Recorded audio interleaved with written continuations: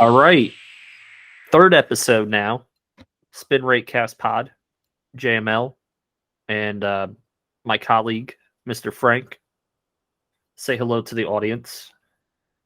We're experimenting with some stuff, so if you notice any technical difficulties, it's still work in progress as we get this show, up and running, so to speak. It's been an interesting week in baseball. Yankees still playing well. First team to 60 wins. They pretty much can play under 500 for the rest of the year and still win 100 games, which is pretty. It's pretty amazing. Judge has slowed down, but he still has great numbers. The defense has been much better this year. The whole American League East actually has played really well. Even the Orioles have played decent ball recently. I believe they're like 40 and 45. So for them to be 5 games under, and they were predicted to lose well over 100 games. This division's so competitive, but yet the Yankees have the best record in baseball. So imagine if the Yankees played in a division that wasn't that great. How many losses would this team actually have? It's crazy. Yeah, it's crazy to think of this. The East is definitely the beast this year. It's very likely that all the wild cards are going to come right out of the East again, which is pretty nuts. But I guess I think a lot of people expected that. I think a lot of people expected that, but like you said, I don't think a lot of people expected like even the Orioles to be hovering around 500. Imagine, if they had somebody running the team that had an interest of actually running the team. They got some good young talent. They're not a pushover anymore. No, they have some good young talent. Rochman got called up recently. He's been excellent. And at the catcher position, when you have a guy who's plus offense and defense at that position, it's a real game changer because you don't expect much from that position. Other than, manage your pitching staff, maybe bat 240, 250. And that's about it. If you can get a guy that's going to, bat over 280, 290 and drive in some runs, it's a real game changer. And they have 2 of the top 5 prospects in all of baseball on the hot prospects. So, they're a team on the rise. Toronto's always there now with their pipeline, Tampa Bay, and then Boston's always Boston. They'll always compete. And then you have the Yankees. It's going to be a buzzsaw for years to come with this division. Speaking of baseball, some interesting news broke. It was either last night or this morning. All the days blur now. Commissioner Manfred has a clause that was added in the CBA. It's called the Legends Clause. Basically, he can add 1 player in each respective league, AL and NL, to the AllStar teams, players that he deems, legends of the game, so they can have, one last celebration of their careers. And how fitting it is that 2 of the most transcendent offensive players of this generation or the past generation were included. You got Miguel Cabrera of the Detroit Tigers, over 500 career home runs, over 3,000 career hits. Then you have Albert Pujols representing the National League and the Cardinals, well over 600 home runs. I believe he's 3rd or 2nd all time in RBIs. One of his first 10 years, no one's ever had a career like that. I applaud the game for doing this. It's one of the things that we have spoke about at length on this show. It's about the marketing of the game. It's good to have these legends a part of the All-Star game. But it's also good because these legends aren't taking the vote away from the young guys. What do you think? Do you think this is a good move overall, this clause that they added? Yeah, once I heard the extent of what they were talking about with this new clause, yeah, like you just said, there's some years where it's a guy's last year and he's going to get all the votes and it's taken away from someone else, and you still want to be able to celebrate these guys. The All-Star Game, they've tried a lot of different stuff, a lot of different gimmicks. It's supposed to be fun. I know they try to make it mean something for a while. It's fun. It's an honor to be selected, obviously, but it's supposed to be fun. We're supposed to all enjoy as baseball fans, to sit there and watch all the best play together. And like you said, with legends added to it, like who wouldn't want to see? I mean, it's not like these guys are like just being trotted out there too. These guys are still pretty good for their age. Yeah, I mean, they're productive for their age. I mean, Yeah. Pujols is what, like 42, 43, and Miggy's about 40. Yeah, I mean, imagine if they had, the DH had been instituted in the NL a couple of years back, Pujols maybe never would have left. Yeah. Yep. But I think it's great. We, like I said, marketing, it's important. And like I said, the home run derby they do a lot of fun with. They do some cool stuff with that. People want to have fun. It's a couple days off, not having to worry about any games. Just to watch all these guys come together, and you can see them. They're having fun. They're out there playing like kids. It's great. Good to see that kind of stuff. And like you just add a couple of guys. Why not? Well, I can't see why that would hurt. The All-Star Game has had this rule in effect ever since I've watched the All-Star Game, that each team has to have at least one represented player at the All-Star Game. And there's sometimes there's teams that are so bad that you can't think of one person that should be an All-Star, or that person is taking a spot from someone else who's more deserving. Yeah. So they still need to tweak the All-Star Game a little bit, because I don't know. Let's just go through. Well, I'll pull it up right now, but yeah, I know they've tweaked the voting the last couple of years. It's like second round of voting, and there's certain guys that the top voter getters have automatically got in, and then now there's like a secondary vote that's ending today, and of course you have the rest of the players being chosen by the players, the coaches. But ever since they started that fan voting, it's just been. And then they added that clause like saying, "Oh, we have to have at least one person per team," so it's getting very funny. Like the Cincinnati Reds have been pretty dreadful all year, but they have to have one person representing the team at the All-Star Game. Do they really? Do all teams need someone representing them?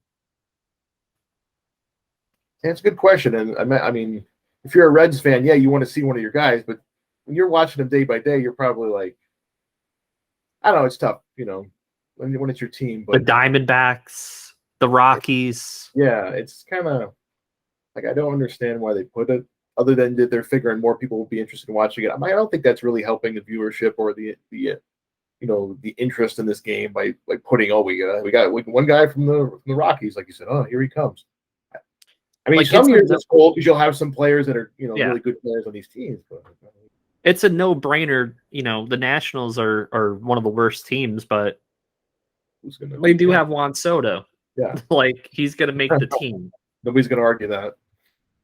But there's other teams that you're like, man, I don't know. But believe it or not, baseball's in a good spot when it comes to talent, and that's kind of what we went over on last week's episode 2. If you guys missed it, was the top 20 players. And you could have argued for 20 different players to make the top 20 list.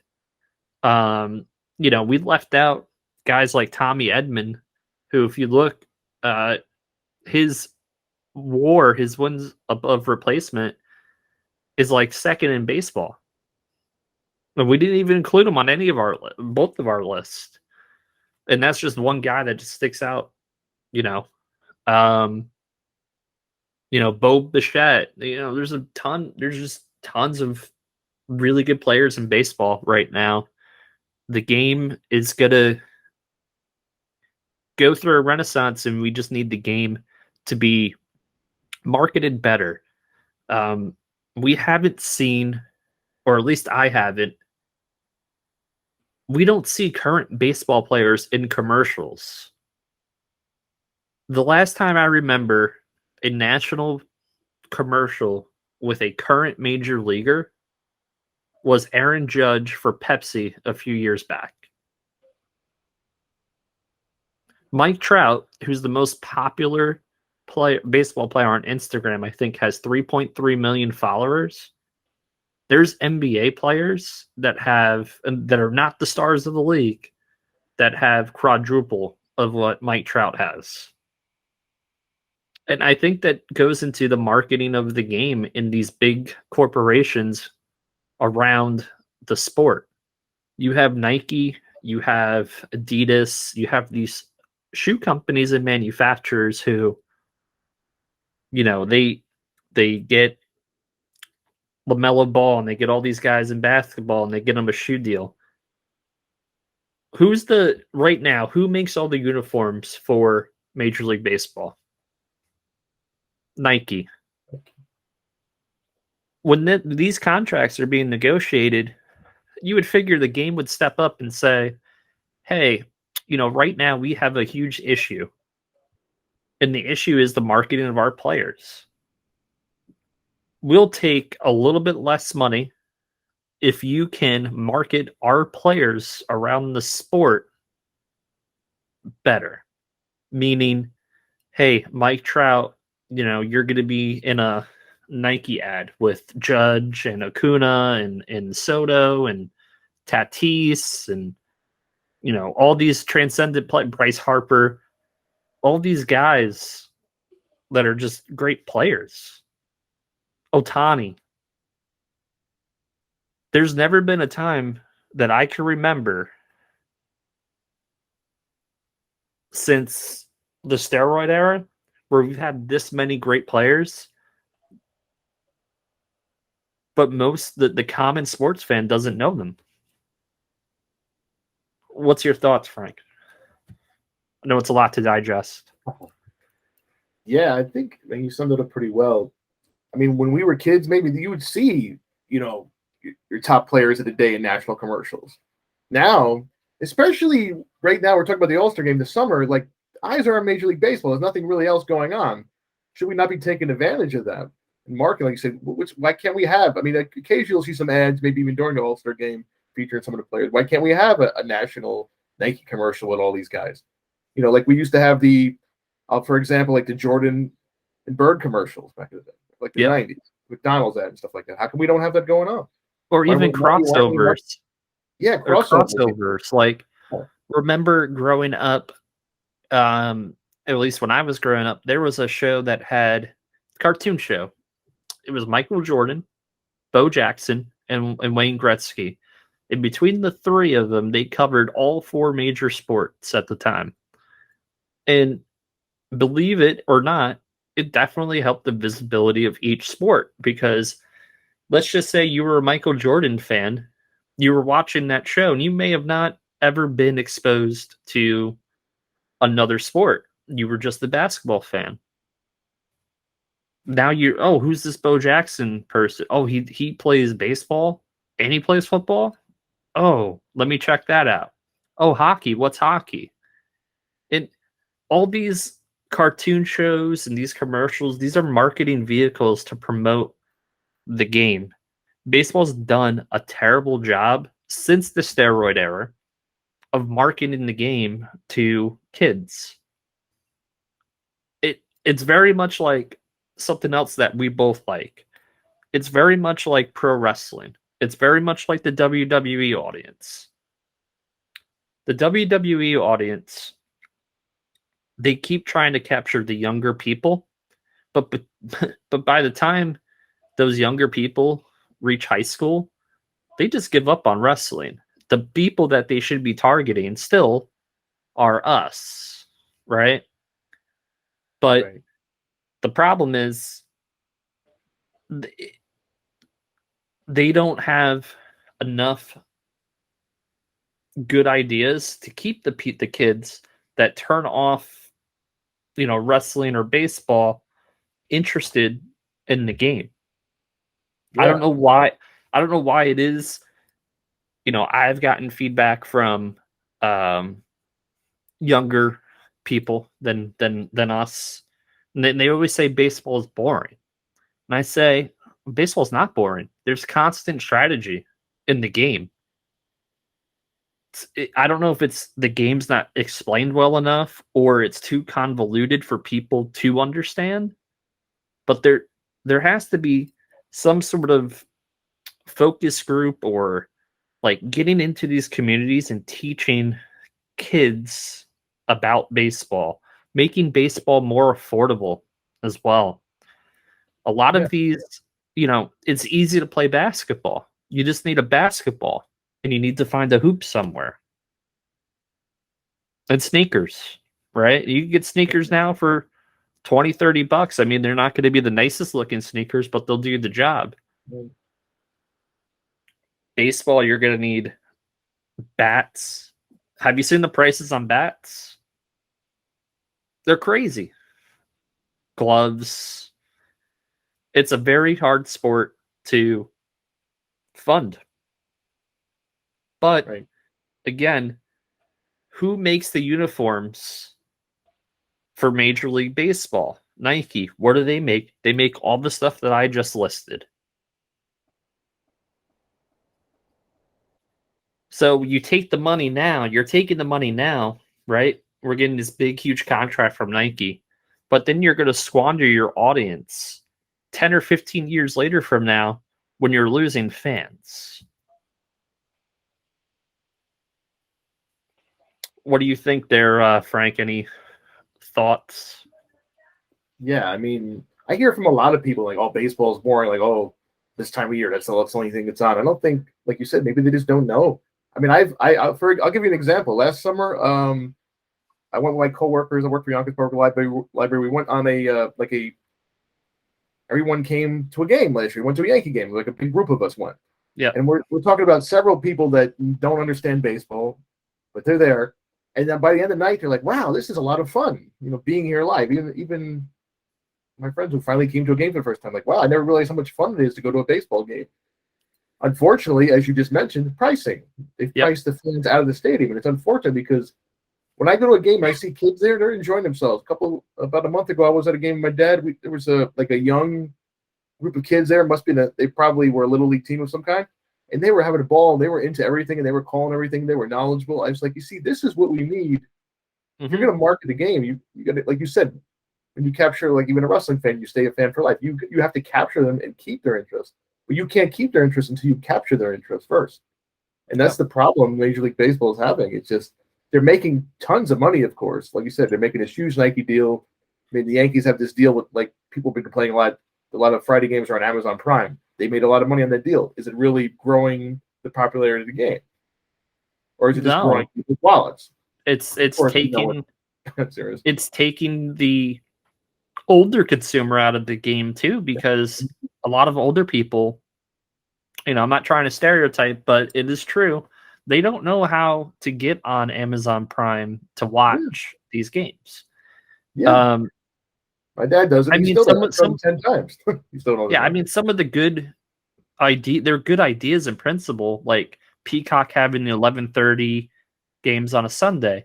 Yeah, That's cool. Like, people can get home from church or whatever they're doing in the morning on a Sunday morning, and they can watch a baseball game. yeah. That's And cool. they had a cool little thing. They even had the time the Yankees were on, they had a guy from the Yankees broadcast, a guy from the Tigers at the time, and then they had like another guy. I thought that was cool. They had CC there. They had CC there, and I think last week they had a game where they had no commentary at all, and they just There was no hear the commentary. sounds of the game, which was a cool, something different, outside the box thinking, just marketing, using technology. We've discussed that last week with the strike zone stuff. We have technology available. We can use it for the marketing of the game as well. And Delivery. I think as much as Manfred is getting bashed, I think he knows that there is this underlying issue, and he is trying to improve the game. They just need to expedite this process, because right now this game is only growing deeper in talent, and you can market these guys to the moon.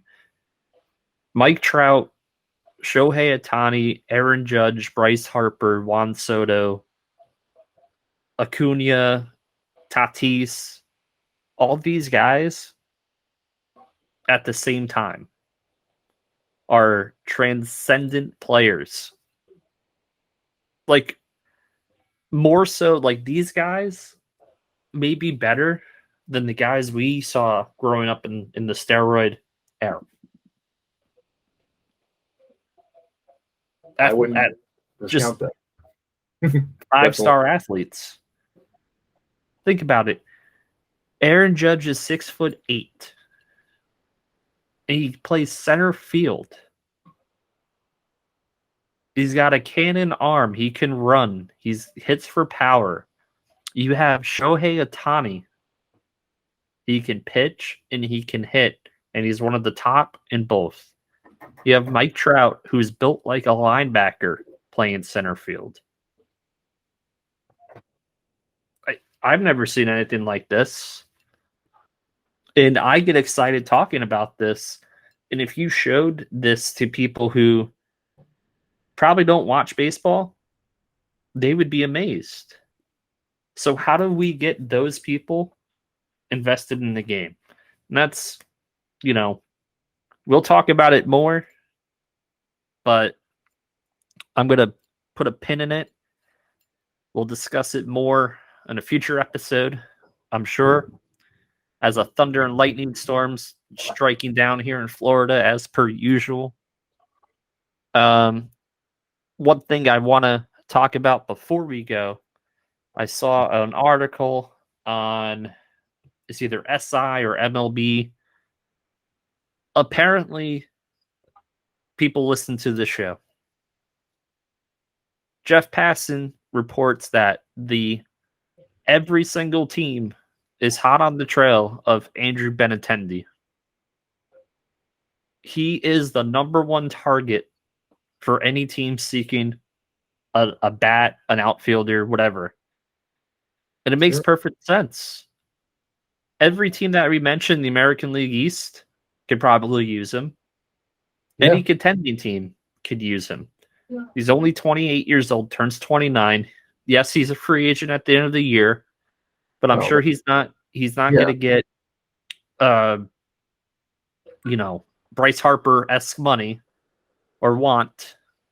Honestly, should help the ask, honestly. Since he's a free agent, it's not going to cost you, I know they were talking about Brian Reynolds and the Pirates the other day. It's not going to cost you several prospects, like top prospects, to catch him. Of course, it's going to be very competitive, but like you said, free agent to be, 28 years old, hits for average, has some power, has played in the playoffs before, has been in the World Series. I mean, that's the kind of guy, a veteran player, but he's still young. That's the kind of guy any of these contending teams would have, 10 times over. I could make an argument for all these teams. Yeah. His on-base percentage went back up this year after being slightly down last year. I believe he's around 387 on-base percentage. He's not a power hitter, but it really depends on the park. I mean, you stick him in Yankee Stadium, you stick him Kauffman Stadium it's a deep stadium. It's hard to hit home runs out of there. But I think you got him into a more hitter-friendly ballpark, this guy would probably hit a few more out. He plays the outfield really well. He would be a great fit for almost any team. Yeah. I'm sure the Yankees will be in on him. I'm sure the Padres and the Dodgers will be in on him. Where it might become so much of a bidding war that it might take one of your top 100 guys to land Benintendi. Yeah. Would you trade one of our shortstop prospects? Straight up, or are we talking about it as a package? I would say, obviously, I don't think we're trading Volpe, but no, Cabrera, Peraza, one of those guys, Sweeney, one of those guys, and a couple lower level guys. Yeah, I would obviously take something like that. That's a good question. Obviously, he fits what they need right now. I mean, it's not a glaring need, but when you're a team that's doing as well as they are, the holes are going to be more glaring. And obviously, we know who we're talking about here. We're talking about Joey Gallo. So literally Benintendi is everything Joey Gallo isn't for the Yankees right now. Is that worth, giving up a top prospect? Is he the kind of guy that could, get a big hit against a tough pitcher in the postseason? And I think he could be, yeah. Do you think the Yankees are calling teams right now to see if they can take Joey Gallo? Like, the Yankees will pay the rest of his salary for the year. They take back some sort of prospect, right? And then that gives them the ability to then go out there and get Benintendi. Do you think that's what they're trying to do? It's possible. There's actually, like we've discussed before, there's actually some teams out there that actually could use Joey Gallo. And maybe, like we said, a change of scenery would be good for him. There's several teams that we could discuss. That Padres. Padres absolutely could use him right now. They're thinking about putting Tatis in the outfield. I would not put. Yeah, I wouldn't do that. I would not put Tatis in the outfield. Yeah, I mean, I think the Padres were interested in him not too long ago too. And obviously, we already dealt with them. We dealt void to them this year, so it's a possibility. It's at this point, I think they're just trying to get whatever they can from him. Obviously, he's going to be free agent anyway. It's not like we're holding on to him for other reasons other than that. I mean, I know he's making how much money he's making, so obviously they're paying him. I understand he's a left-hander, but he's not giving you quality at bats. It's not like they don't know this. It's not like Aaron Boone doesn't say, "Hey, I got to deal with this guy in the library." Of course, he just can't say it. It's tough. He seems to be popular among his teammates. He's a good guy. It's not working out for him. I feel bad for him. Even though he's frustrating me to death, but I feel bad for him. And he's a fellow Italian. Yeah. That's why I want Benintendi too. We get Benintendi, we replace one Italian with another Italian. I mean, it's not like it's not a Yankee tradition. But because what are we talking about? Like I said, the Yankees right now, what they need more than anything is probably one more bat. They do need another starter to manage the load, I believe, and we've discussed this many times. So we can start skipping some starts. I think Tyone is pretty gassed right now. He's gassed. It's just that perfect game. We discussed this before about people throwing too many pitches or going out there for too many innings. I think since then he's had about over a 6 ERA. So something. I don't think he's injured, but something's been bothering him since then. Yeah, it's a good point. And we want to talk about teams with injured pitchers. We'll go over to Queens. The Mets got Scherzer back the other night. And my God, it's like that guy doesn't skip a beat, does he? 6 innings, 11 strikeouts. Too bad the Mets couldn't score that night. But he absolutely murdered it. Yeah, and it's not like it's you want to have to face him in a postseason. And then, by the way, who's pitching game 2? Possibly DeGrom. Yep, possibly DeGrom. Or you can argue either or one or two. And Bassett. And Bassett, yeah, like I said, Bassett's no slouch himself, of course. So, and Stevie Cohen, if he has his way, is going to get either Castillo or Montas, like whoever is healthier. Oh yeah, 100%. I believe he's getting one of those two, or he's going to go all out. And he's going to get Nelson Cruz for like basically nothing because the Nationals are going to be sellers.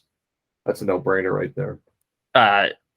If they can get some protection in the lineup for Alonso, I hate to say this. I've said this other places. I would put a lot of money on the Mets to win the World Series if they're able to get Scherzer and DeGrom healthy for the playoffs. Because you in a 5-game series or even a 7-game series, if you can throw them 3 times in a 5-game series, you could throw them 4 or 5 times in a 7-game series, forget about it. What team is going to be able to match up with that? None. The Yankees don't even have that pitching. No. As good as Cole and Severino are, they're not those two guys. They're absolutely odds have to be going up. I saw earlier a friend let me know that where one of the odds did go up, and they're slightly more favored than the Yankees right now in certain areas. And I understand why. Like you said, if you get those two guys Plus, you had one of these other pitchers probably via the trade market. Plus, if that offense, is cooking, who wants to, like I say, even if it's not, who wants to face those guys 2 or 3 times in a series? Even if one of them has an off night, what are the odds that they're going to like completely fizzle out in one series? Yeah, I mean, we saw Scherzer do that with the Nationals already. It's reminiscent of the 2001 Diamondbacks, sure, where you had Randy Johnson and and Kurt Schilling, and it literally, the Yankees had a really great pitching staff too that year, but those 2 guys were better than the 4 pitchers that we had. They were, and we had our pitching staff had. Well, one guy should be in the Hall of Fame, but steroids. Yeah, well, 2 of them, but steroids. Third guy is in the Hall of Fame. Messina's first year, right? On the Yankees was that year, and our 4th was El Duque. 2001. Let's see. It was actually El Duque was gone by then. I want to say I know he was there in 2000. See, I'm forgetting right now. I should remember. I know we had. Who else was it? Messina. Yeah, I only threw like 4 guys in that series. Yeah, because I was in between. We didn't have Wells. We didn't have Wells. He came back the next year. Yeah, I'd have to look that up, but that's off the top of my head. I knew we threw Clemens, Pettit, Messina, and then whoever. I should remember this. 2000. I'll have to look it up, but before we sign off, I'm gonna look it up. Yeah, please do. And it's gonna bother me. Yeah, but look at their, like I said, in that series, the Yankees' batting average was ridiculously low. The number of runs they scored, the fact that they were even in that spot to be able to possibly win that series in the 9th inning is nuts. Yeah, I mean, like you said, because they had good pitching as well. Alfonso Soriano was 1 inning away from being the World Series MVP that year. Oh, sure. I remember he hit that home run. I said that's like an all-time moment right there. Yep. If it ends differently. I think people forget how good Alfonso Soriano was. Oh, absolutely. Think about it. A-Rod was in his prime, and it was basically an A-Rod for Soriano exchange. It was like Soriano and 2 prospects for A-Rod. That's how good Alfonso Soriano was. No one argued steroids with him. He's got like 450 home runs. Plus a lot of stolen bases. I know he came close to doing 40-40 a couple times with the Yankees. And then like you said, he continued to play well with the Rangers, played with the Cubs, came back to the Yankees and had this weird resurgence during 2013, which was a tough year, but it was fun having him back. And he was mashing a little bit. He definitely did. Definitely underrated player, and probably would be remembered more if that home run had made him World Series MVP, as you said. Maybe I'm gonna be mad. I know our starter. El Duque was on the team. I was gonna say I think El Duque was. I was just thinking about it. He was. I remember now that I remember he pitched that game. Number 4 on Halloween night. I know that was the first time they tied it in the 9th inning.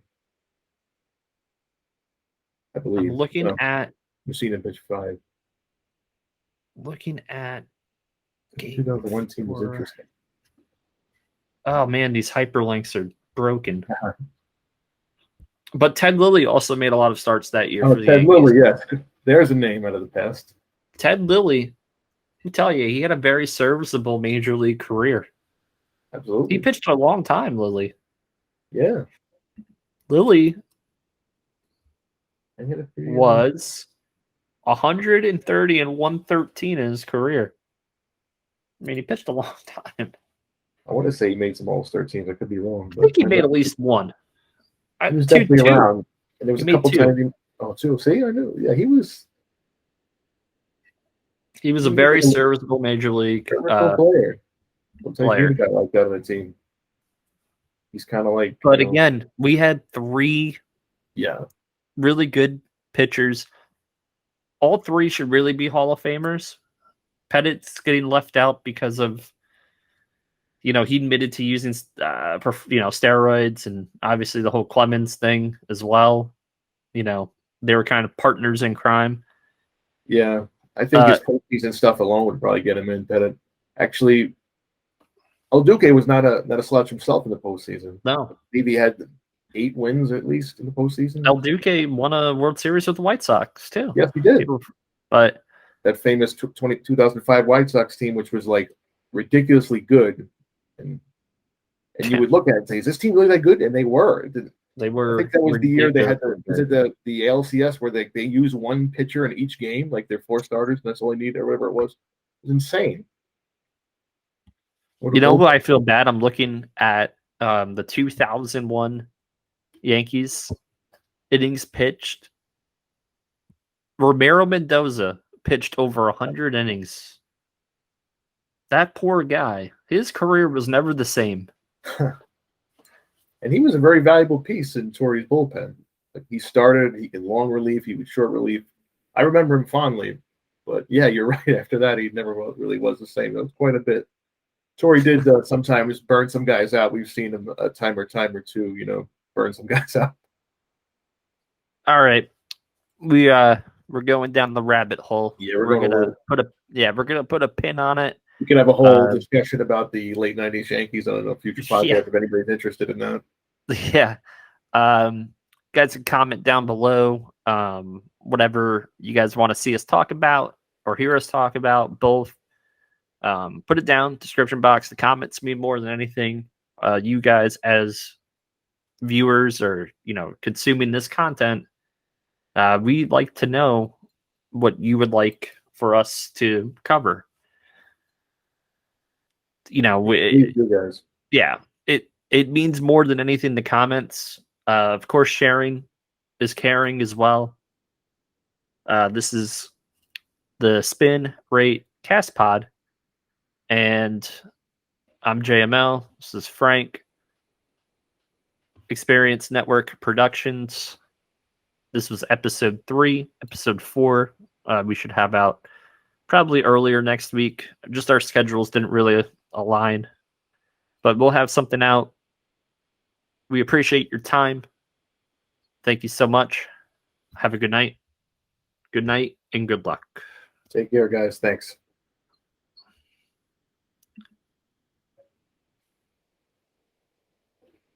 Mm-hmm.